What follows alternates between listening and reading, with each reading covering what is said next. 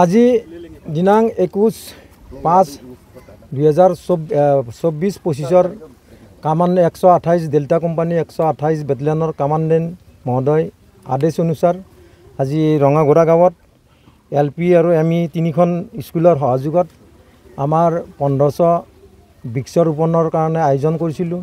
সেয়েহে এই তিনিখন স্কুলৰ শিক্ষক তথা ছাত্ৰ ছাত্ৰীৰ সহযোগত আজি আমাৰ ডেল্টা কোম্পানী 128 বেটেলিয়নৰ পৰা ইয়াত বৃক্ষ ৰোপণৰ আয়োজন কৰিছোঁ। আৰু সেয়েহে আমি আশা কৰিছোঁ যে এই অঞ্চলবাসীৰ যিমান পাৰোঁ আমি এই 128 বেটেলিয়নৰ সহযোগত যিমানখিনি আজিৰ বৃক্ষ ৰোপণৰ আয়োজন উপলক্ষে ইয়াত বাহিৰেও আৰু বেলেগ বেলেগ স্কুলত আমি বৃক্ষ ৰোপণৰ আয়োজন কৰিম।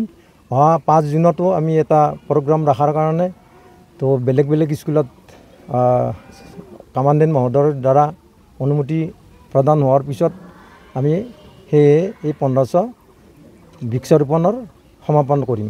আমি এই বৃক্ষৰোপণত খাস কৰি যিখন স্কুলবোৰৰ বাউণ্ডাৰী আছে সেই বাউণ্ডাৰীত আমি নিম তিতা তাৰপিছত ফল ফ্ৰুট তাৰপিছত এই তিতাচপ তামোল পুলি এইবোৰ আমি সংগ্ৰহ কৰিছোঁ।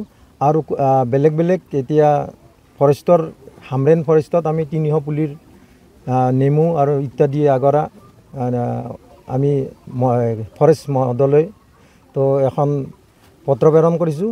যেতিয়া আমি তাৰ পৰা অনুমতি পাম আৰু নেক্সট প্ৰয়োজন আপেক্ষে আমি বেলেগ বেলেগ স্কুলত কৰি যাম বুলি ভাবিছোঁ।